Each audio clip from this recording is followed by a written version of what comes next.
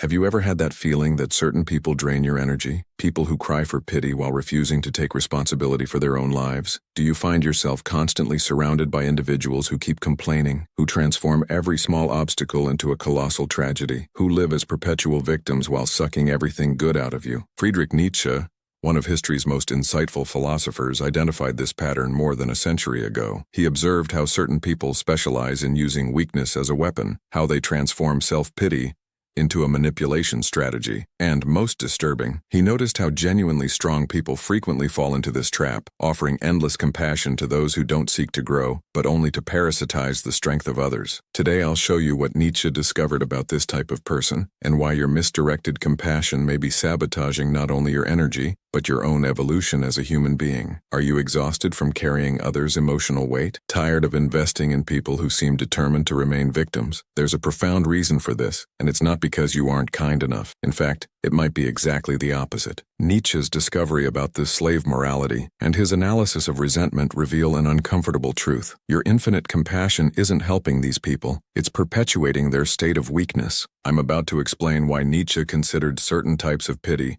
not just useless but actively poisonous, and how learning to distinguish between authentic compassion and destructive pity can completely transform your relationships and vital energy. Nietzsche identified something that few dare to admit. Not every quest for compassion is innocent. Some people use weakness as a power strategy. They cultivate their own incapacity as a way to manipulate others. They transform their wounds into weapons. And most alarming, the more you offer undiscerning pity to these people, the more you strengthen this destructive pattern. If you've ever felt that unsettling sensation of being drained by someone who seems perpetually needy, who turns every conversation into a list of sufferings, you're experiencing exactly what Nietzsche diagnosed as one of the most dangerous dynamics in human relationships. Here's what Nietzsche understood that explains everything. Resentment isn't just a passing feeling.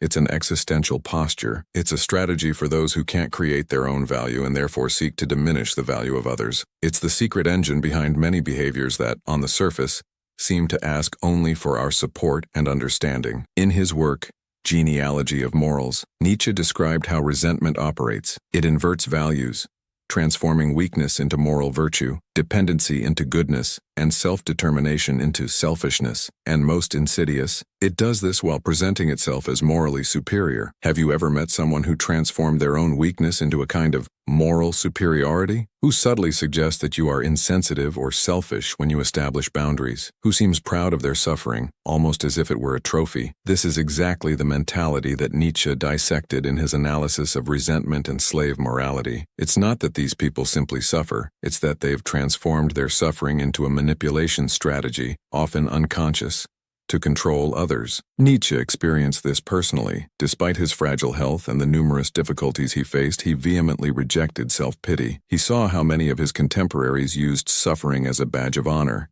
as a way to claim moral superiority. While struggling with debilitating headaches, vision problems, and countless physical illnesses, Nietzsche refused to become what he called the man of resentment, one who, unable to create his own value, dedicates himself to diminishing the value of others. Nietzsche's profound intuition was to understand that pity, in many cases, doesn't alleviate suffering, it perpetuates it. When you offer unrestricted pity to someone trapped in resentment, you aren't helping that person overcome their condition. You are, inadvertently, validating and strengthening the posture that keeps that person trapped in the cycle of victimization. You become, in Nietzsche's words, complicit in their own disease. This creates a particularly toxic dynamic. The person consumed by resentment constantly needs new reasons to feel victimized. They need new targets for their accusation. They need an audience for their perpetual drama of suffering. And when you offer undiscerning pity, you become that audience. You feed the cycle. You reinforce the pattern that keeps this person trapped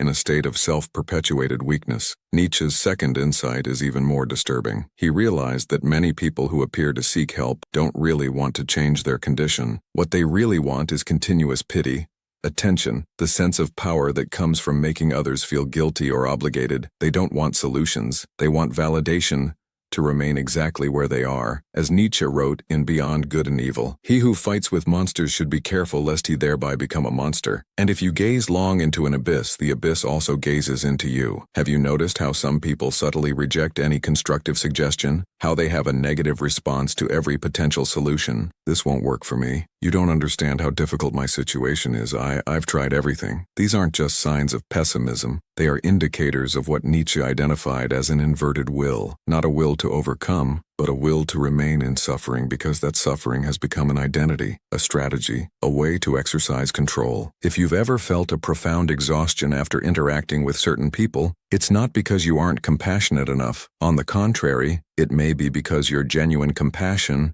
is being exploited by someone who isn't seeking to grow, but only to consume your energy. The person trapped in resentment is like an emotional black hole. The more you give, the more they need, because the unconscious goal was never healing, but maintaining a dynamic where they obtain attention and power through weakness. Now, if you're recognizing this pattern, if you're realizing how certain relationships in your life follow exactly this dynamic, leave in the comments, "I recognize this pattern," and share what type of person in your life demonstrates these behaviors. You'll be surprised to discover how many others are experiencing exactly the same phenomenon. What makes Nietzsche's analysis so powerful is that it's not just a criticism, it's a call to authenticity. He wasn't advocating for cruelty or genuine indifference. What he proposed was a lucid compassion, based on a love for the other's potential strength, not for their current weakness. A compassion that doesn't feed the cycle of victimization, but challenges the other to transcend it. Nietzsche made a crucial distinction that few understand. There's a fundamental difference between authentic compassion and destructive pity. Authentic compassion sees the other in their potency, in their capacity to overcome. Destructive pity, on the other hand, sees the other only in their weakness and, indirectly, reinforces that weakness by treating it as a permanent state, as a fixed identity. The person consumed by resentment doesn't simply seek temporary relief. They seek, unconsciously, an audience for their victimization narrative. They want you to confirm their worldview, where they are perpetually harmed, where their failures are always the fault of external factors, where their inability to thrive is seen as a cosmic injustice, not as a result of their own choices and attitudes. When you offer unrestricted pity to this type of person, you aren't really helping them. You're validating the distorted view that perpetuates their suffering. You are, in essence, becoming complicit in their stagnation. As Nietzsche wrote, "The man of resentment is not sincere, neither naive, nor honest and straightforward with himself. His soul squints, his spirit loves hiding places, secret paths and back doors." Nietzsche's third insight is perhaps the most liberating. He realized that denying unrestricted pity to someone trapped in resentment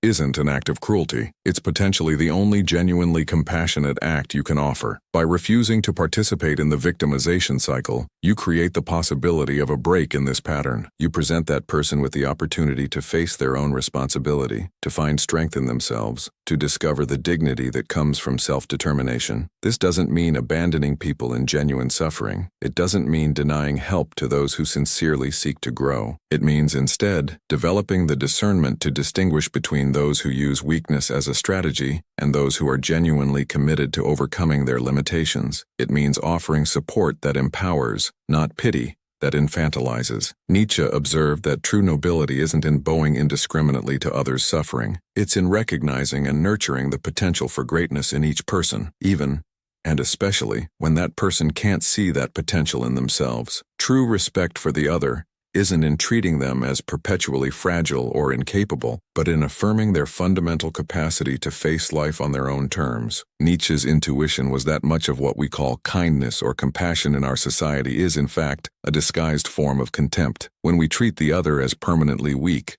as incapable of bearing the truth or facing the consequences of their own actions, we aren't being genuinely compassionate. We are, in a sense, denying them their full humanity. The person trapped in resentment lives in a state of denial. They deny their own capacity to act in the world, to take responsibility, to create value. Instead, they dedicate their energy to denying the value created by others, to diminishing others' achievements, to interpreting all expressions of strength or excellence as a form of oppression or injustice. It is, as Nietzsche described, a rebellion in morality, where the natural values of life, strength, health, affirmation, growth, are inverted in the name of a morality of resentment. What makes this dynamic particularly insidious is how it presents itself dressed as virtue. The person consumed by resentment doesn't openly say, "I want you to feel guilty," or "I want to use my weakness to control you." Instead, they appeal to values like sensitivity, support, understanding, all legitimate values in healthy contexts. but which are distorted and instrumentalized in the dynamic of resentment. This is the trap that captures many genuinely compassionate people. They feel they are expressing virtue by offering unrestricted pity, without realizing they're being manipulated by a subtle inversion of values. As Nietzsche observed, the morality of resentment operates precisely like this. It inverts values in such a way that self-perpetuated weakness becomes a form of moral superiority. The strong, authentic person who faces life head-on, who takes responsibility for their own condition, who constantly seeks to grow and overcome themselves, this person is subtly portrayed as insensitive, selfish, privileged. Meanwhile, the person who cultivates their own fragility, who transforms each difficulty into a drama, who uses victimization as a strategy, this person is portrayed as morally superior in their sensitivity and vulnerability. It's a complete inversion of the life-affirming stance that Nietzsche defended. In his view, true nobility was in the capacity to face the inevitable suffering of life without resentment, to transform obstacles into opportunities for growth, to create value even in adverse circumstances. The truly strong person isn't one who never suffers, but one who refuses to make their suffering a weapon against others or an excuse for stagnation. The Nietzschean concept of love of fate, amor fati, expresses precisely this attitude. It's not about denying suffering or life's difficulties, but affirming them as an integral part of the human experience, as opportunities for growth and transformation. The person consumed by resentment does exactly the opposite. They deny their capacity to transform their condition and instead transform their suffering into an accusation against life, against others, against existence itself. This is the great division that Nietzsche identified between those who say yes to life with all its challenges and sufferings, and those who say no, who make their resentment the basis of their existence. And most dangerous, those who say no often try to present their denial as morally superior to the yes of life affirmers. When you offer unrestricted pity to someone trapped in this pattern, you're, without realizing it, reinforcing the worldview of resentment. You're validating the inversion of values that keeps this person trapped in a cycle of victimization and accusation. You become inadvertently complicit in their stagnation. Authentic compassion, in contrast, doesn't feed resentment. It challenges the person to transcend it. It sees in the other not just what they currently are, but what they can become. It refuses to treat the other as perpetually weak or incapable, because it recognizes that such an attitude, however well-intentioned it may seem, is fundamentally disrespectful. As Nietzsche wrote in Thus Spoke Zarathustra, one must still have chaos within oneself to give birth to a dancing star. I tell you, you still have chaos within you. Authentic compassion recognizes the other's internal chaos not as a reason for permanent pity, but as the fertile soil from which genuine strength can emerge. The person consumed by resentment tries to escape this internal chaos by projecting it outward, transforming it into an accusation against others, against society, against life. Authentic compassion refuses to participate in this projection. Instead, it gently but firmly redirects the gaze to where the real work needs to be done, internally. This isn't easy. It's much simpler to offer superficial pity, to agree with the victimization narrative, to participate in the drama presented to us. It requires discernment and courage to recognize when we're facing not a genuine request for help, but a resentment strategy disguised as vulnerability. Nietzsche's fourth insight offers us a liberating perspective. He realized that in many cases, the greatest kindness we can offer someone trapped in resentment isn't our pity, but our example. By living affirmatively, by taking responsibility for our own condition, by facing life with courage and integrity, we offer the other a vision of possibility that no amount of words could convey. It's what Nietzsche called becoming who you are, the process by which a person gradually discovers and manifests their most authentic nature, not through imitation of external models or conformity with social expectations, but through a deep inner work of self-knowledge and self-overcoming. The person trapped in resentment is, in a sense, alienated from themselves. They live in reaction, not in genuine action. Their identity is constructed in opposition to something or someone external, not from an internal affirmation of their own nature. By living authentically, we offer the other the possibility of recognizing this alienation and, potentially, of seeking a more genuine mode of being. Nietzsche believed that living examples have a power that abstract arguments could never have. As he wrote, in powerful original individuals, knowledge works as a creative and transforming instinct. By living according to our deepest truths, we create a field of possibility that can inspire others more deeply than any explicit advice or instruction. This doesn't mean we should abandon those who are trapped in resentment.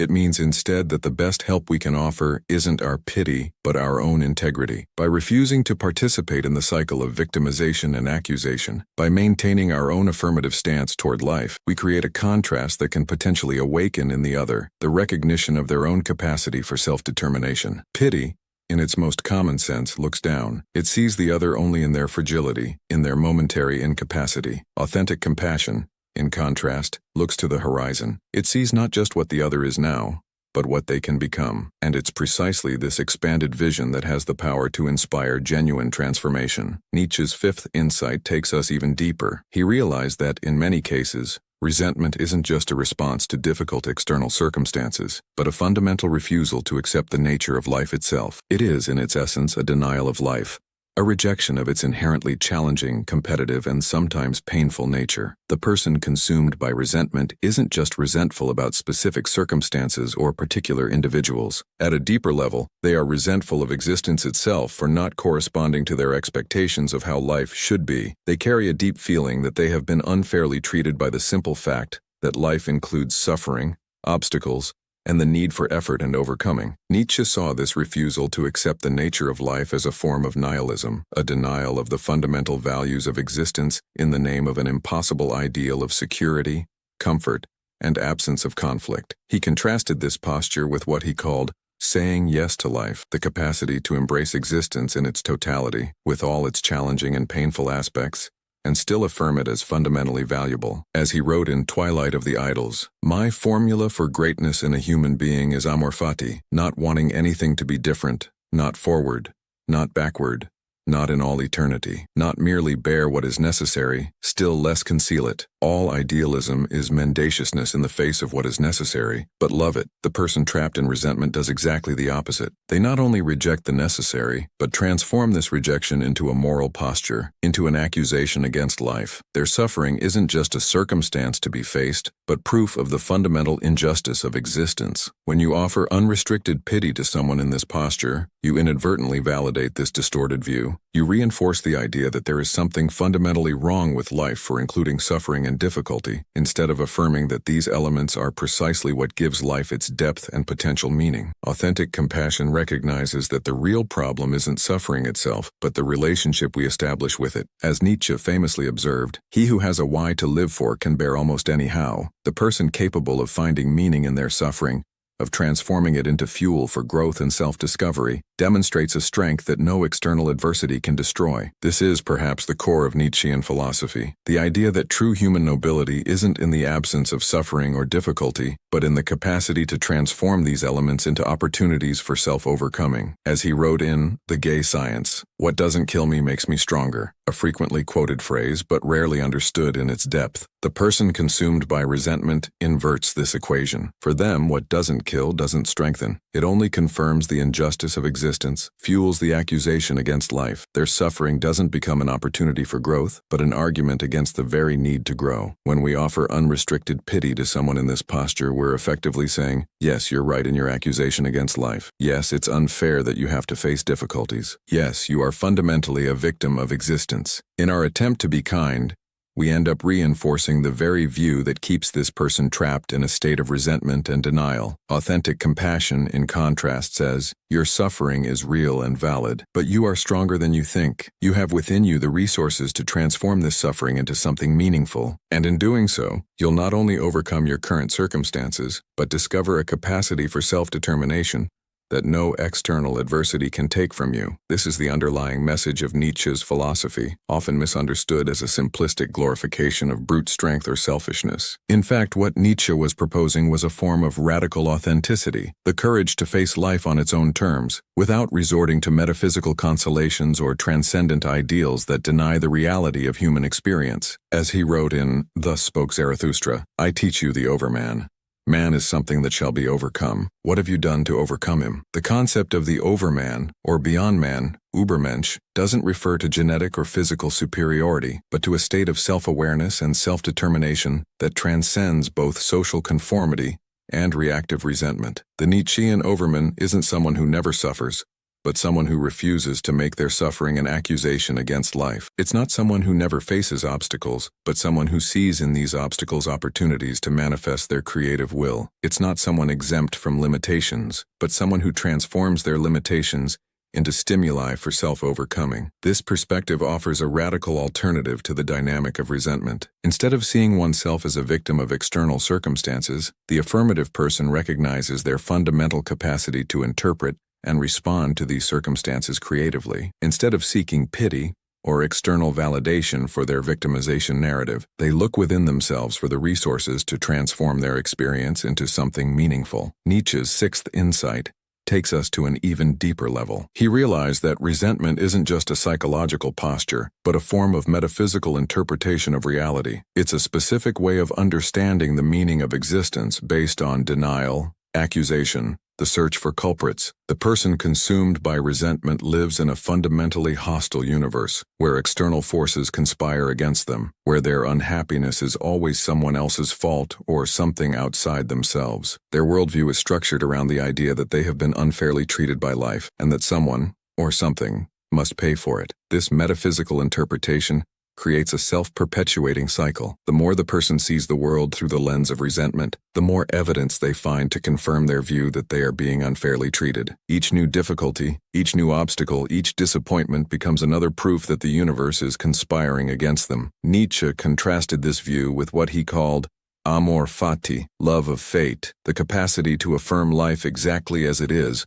without wishing it were different. This isn't passive resignation, but an active acceptance that serves as the basis for creative transformation of one's own condition. As he wrote, "My formula for greatness in a human being is amor fati, not wanting anything to be different, neither forward, nor backward, nor in all eternity, not merely to bear the necessary, still less to conceal it. All idealism is mendaciousness before the necessary, but to love it." This affirmative posture represents a completely different metaphysical interpretation of reality. Instead of a hostile universe against which we must defend ourselves, the affirmative person sees existence as a field of creative possibilities, where even suffering and obstacles have their role in the greater dance of life. Authentic compassion recognizes this metaphysical dimension of resentment. It understands that, to genuinely help someone trapped in this pattern, it's not enough to offer temporary consolation or validation for their victimization narrative. It's necessary to challenge, gently but firmly, the fundamental interpretation of reality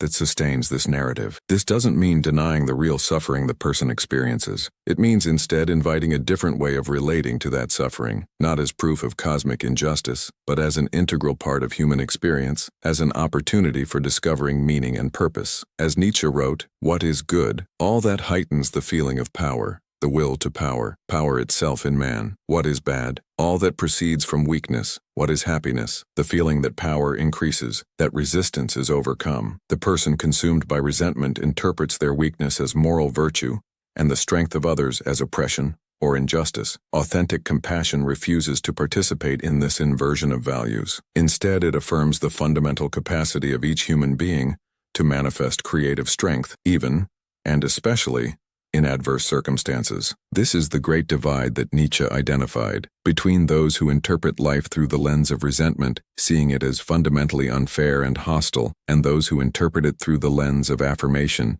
seeing it as a field of creative possibilities that include necessarily suffering and obstacles. The person trapped in resentment is, in a deep sense, at war with existence itself. Their unhappiness isn't just the result of specific circumstances, but of a fundamental refusal to accept the nature of life. As Nietzsche observed, this refusal often disguises itself as moral superiority. Self-perpetuated weakness presents itself as virtue. The inability to face life on its own terms presents itself as elevated sensitivity. Authentic compassion recognizes this dynamic and refuses to feed it. Instead of validating the victimization narrative, it invites a different way of interpreting experience, not as proof of injustice, but as an opportunity for manifestation of creative strength. This isn't easy. It's much simpler to agree with the resentment narrative, to offer the pity that's requested of us, to participate in the drama that's presented to us. It requires discernment and courage to recognize when we're facing not a genuine request for help, but an unconscious strategy to validate a resentful interpretation of reality. Nietzsche's seventh insight offers an even deeper perspective. He realized that resentment isn't just an individual posture but a cultural phenomenon. It's a collective way of interpreting and responding to human experience, which manifests in institutions, ideologies, and social practices. Nietzsche saw many of the institutions and values of his time, and by extension ours, as collective expressions of resentment. He argued that much of what we call morality is, in fact, an attempt to limit and control the expression of vital strength, to level humanity in the name of an ideal of equality that, in his view, denied natural differences between individuals. As he wrote in Genealogy of Morals, the slave revolt in morality begins when resentment itself becomes creative and gives birth to values, the resentment of natures that are denied the true reaction, that of deeds, and compensate themselves with an imaginary revenge. This cultural analysis of resentment offers an even broader perspective on the question of pity. When we offer unrestricted pity to someone trapped in resentment, we aren't just reinforcing an individual psychological pattern, we are potentially participating in a broader cultural dynamic that Nietzsche saw as fundamentally life-denying. Authentic compassion recognizes this cultural dimension. It understands that by refusing to participate in the cycle of resentment, we aren't just potentially helping a specific individual, but also contributing to a more life-affirming culture. As Nietzsche wrote, "I teach you the overman, man is something that shall be overcome." This overcoming doesn't refer only to individual development, but to a cultural transformation, a shift from the morality of resentment to what he called master morality, based on life affirmation rather than its denial. The truly strong person, in Nietzsche's view, not only overcomes their own resentment, but contributes to a culture that values creative strength, self-determination, and affirmation of life, with all its challenging and painful aspects. This cultural perspective offers an even deeper understanding of the importance of developing discernment in relation to pity. It's not just a matter of interpersonal dynamics, but of how we contribute, through our everyday interactions, to the kind of culture we want to create. Authentic compassion isn't just a benefit to the individual who receives it, but a contribution to a more life-affirming culture. By refusing to participate in the cycle of resentment, by affirming the fundamental capacity of each human being to manifest creative strength, even in adverse circumstances, we're contributing to a cultural transformation that Nietzsche saw as essential for humanity's future. As he wrote, "The greatness of man is that he is a bridge and not a goal. What can be loved in man is that he is an overture and a going under." This vision of the human being as a transitional state, as something to be overcome toward a higher form of consciousness and existence,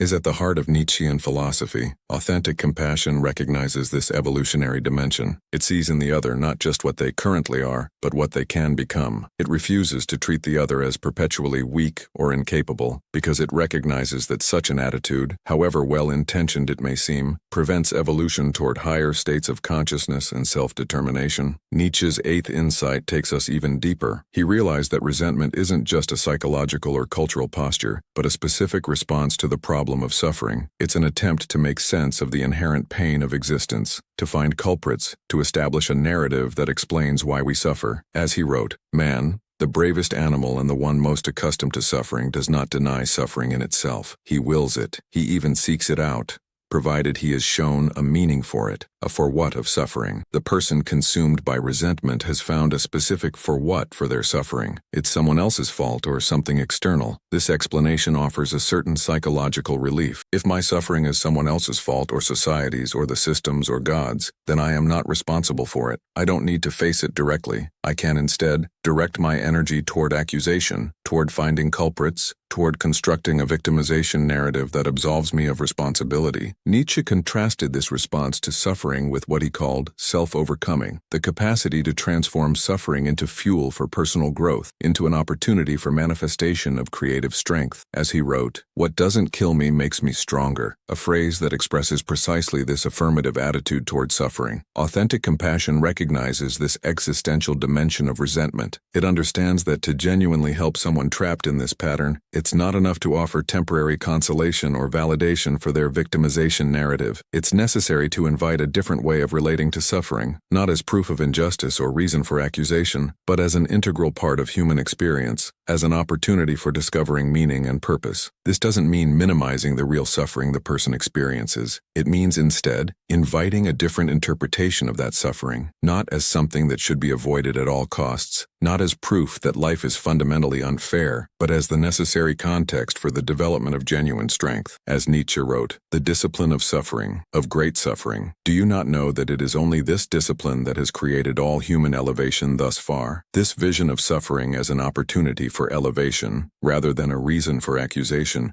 is at the core of his philosophy. The person consumed by resentment interprets their suffering as proof of cosmic injustice, as reason for accusation, as justification for self-pity. Authentic compassion invites a different interpretation, suffering as a context for manifestation of creative strength, as an opportunity for self-discovery, as an integral part of a full and meaningful life. This invitation isn't made through sermons or explicit instructions, but through our own posture toward life. By facing our own suffering with courage and creativity, by refusing to make it a reason for accusation or self-pity, we offer a living example of possibility that can inspire others more deeply than any advice or instruction. As Nietzsche wrote, becoming what one is presupposes that one does not have the slightest idea what one is. This process of self-discovery and self-manifestation doesn't follow a predetermined plan or a set of external rules. It's an organic process of unfolding, of increasingly fuller expression of latent potentials. Authentic compassion recognizes this organic nature of human development. It doesn't try to impose a specific vision or a set of external values, but invites the other to discover and manifest their most authentic nature. It creates a safe space where the other can explore new ways of relating to themselves,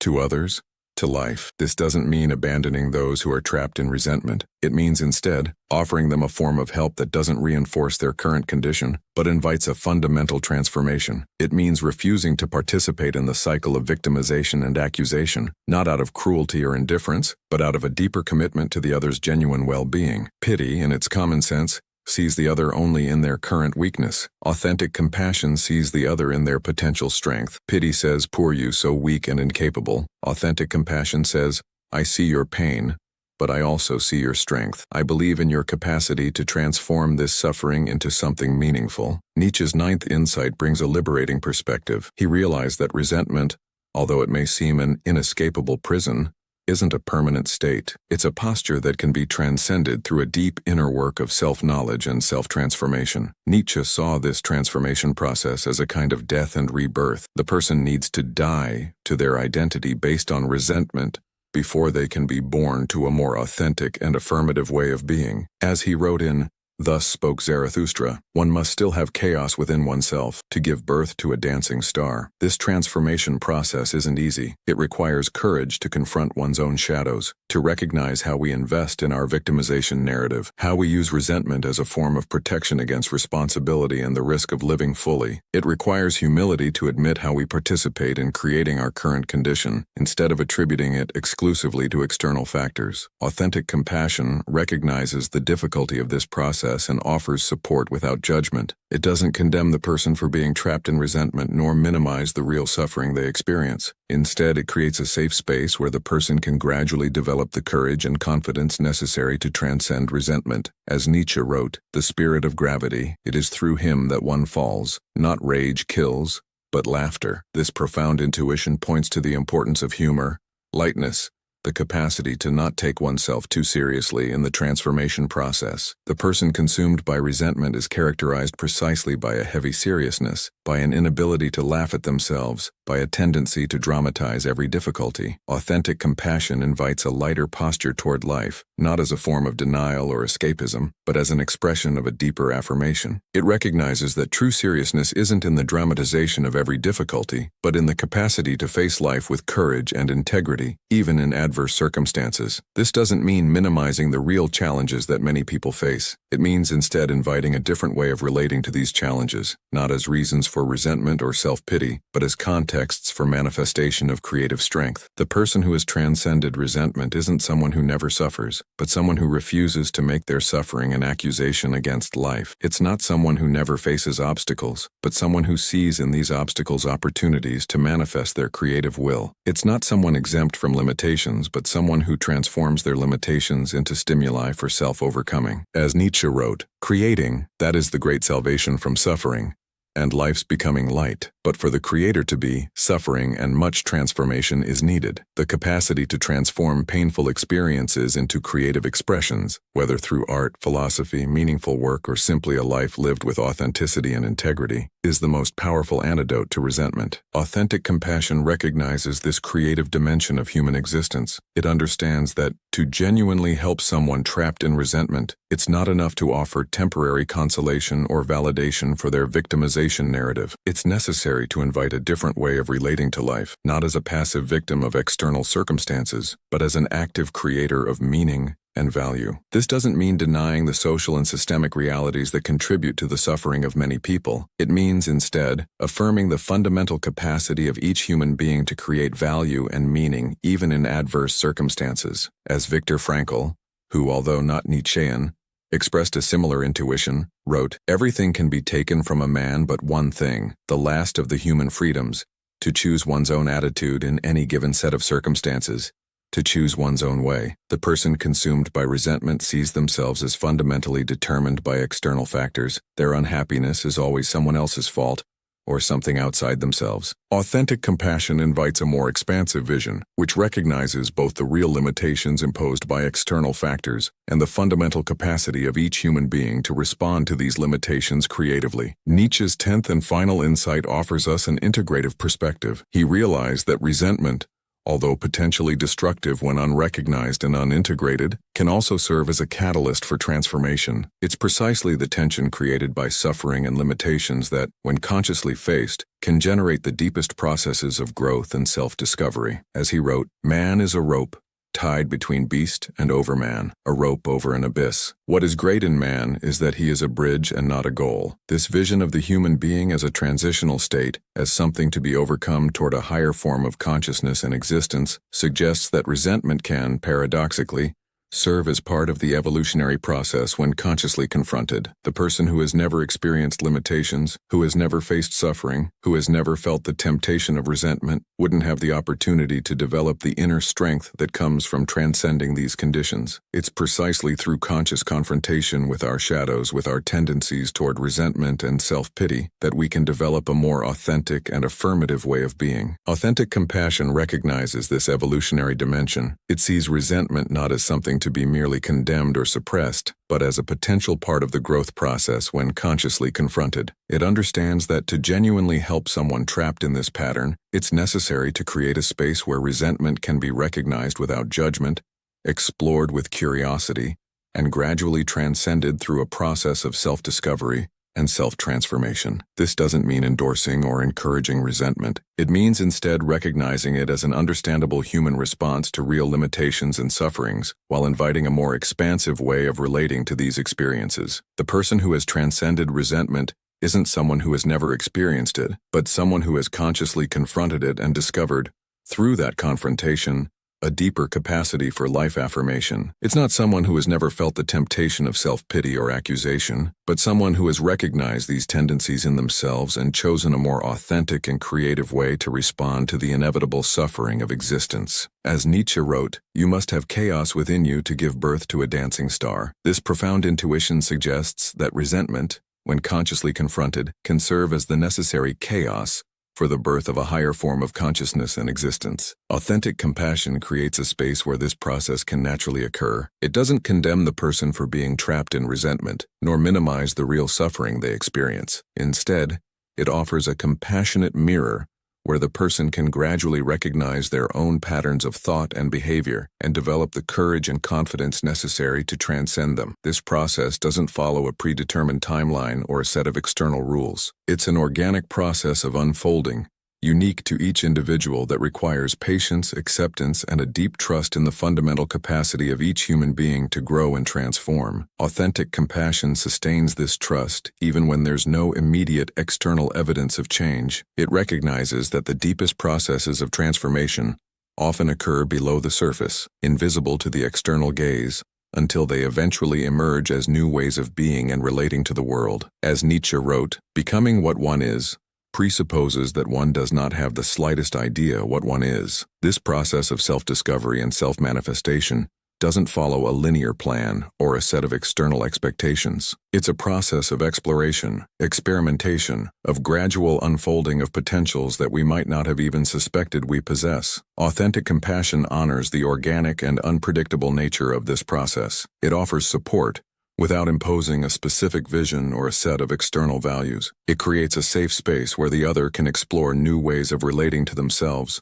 to others, to life, without fear of judgment or rejection. This is perhaps the highest expression of compassion, the capacity to be present for the other in their journey of self-discovery, offering support without interference, acceptance without judgment, trust without expectations. It's a form of love that doesn't seek to mold the other according to our own image or expectations, but that rejoices in seeing them manifest their most authentic nature, whatever form it takes. If you've already noticed these dynamics in your own life, if you've already perceived how certain people use weakness as a strategy, if you've already felt the exhaustion that comes from offering undiscerning pity, know that you're not alone. Nietzsche's profound intuition about the nature of resentment and authentic compassion offers a map to navigate these complex interpersonal dynamics. It's not about denying compassion to those who genuinely seek to grow, nor abandoning those who face real sufferings. It's about, instead, developing the discernment to distinguish between those who use suffering as a strategy and those who sincerely desire to transcend it. It's about offering a form of help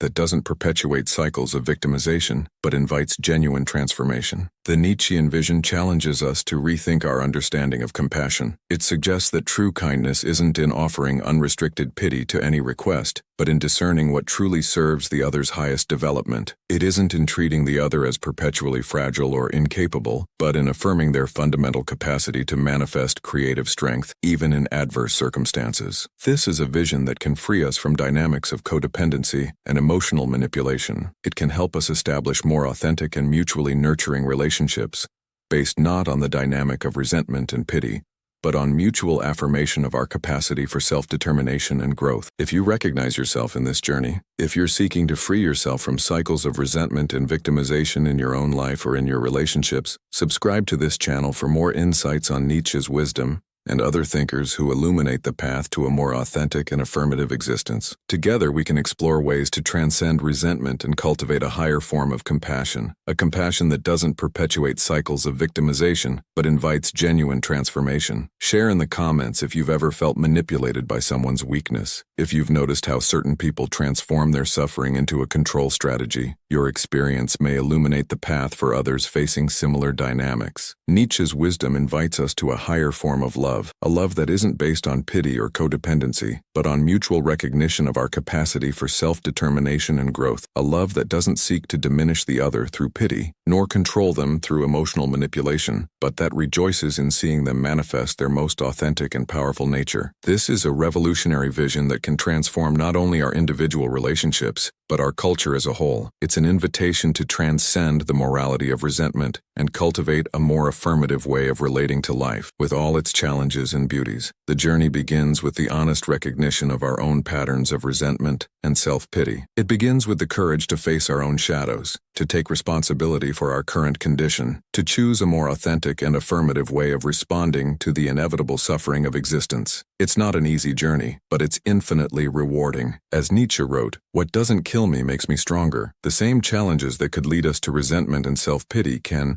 when faced with courage and integrity, become opportunities to discover an inner strength we didn't suspect we possessed. Authentic compassion, both for ourselves and for others, is the context where this transformation can occur. Not a compassion based on pity or codependency, but a compassion that recognizes and affirms our fundamental capacity for self-determination and growth, even, and especially, in adverse circumstances. It's this elevated form of compassion that Nietzsche invites us to cultivate, not just in our individual relationships, but as the basis for a more life-affirming culture. A culture that doesn't glorify weakness or victimization, nor condemn those who genuinely suffer, but that recognizes and nurtures our collective capacity to transform suffering into meaning, limitations into opportunities for growth, challenges into contexts for manifestation of creative strength. If you're ready to explore this higher form of compassion in your own life, watch the video on your screen now about Nietzsche's 7 strategies to identify and neutralize toxic people. In it, I reveal practical approaches to deal with individuals who use resentment as a manipulation strategy and how to cultivate relationships based on mutual affirmation, instead of codependency. Remember, true compassion doesn't feed resentment. It invites its transcendence. It doesn't perpetuate cycles of victimization. It creates spaces for self-discovery and self-transformation. It doesn't diminish the other through pity. It affirms their fundamental capacity to manifest creative strength even in adverse circumstances. This is Nietzsche's timeless wisdom, that true kindness isn't in offering unrestricted pity to any request, but in discerning what truly serves the other's highest development. It isn't in treating the other as perpetually fragile or incapable, but in affirming their fundamental capacity for self-determination and growth. May this wisdom illuminate your path as you navigate the complex dynamics of your relationships, and may it inspire you to cultivate a more authentic and affirmative form of compassion, both for yourself and for others. Thank you for watching. See you in the next dimension.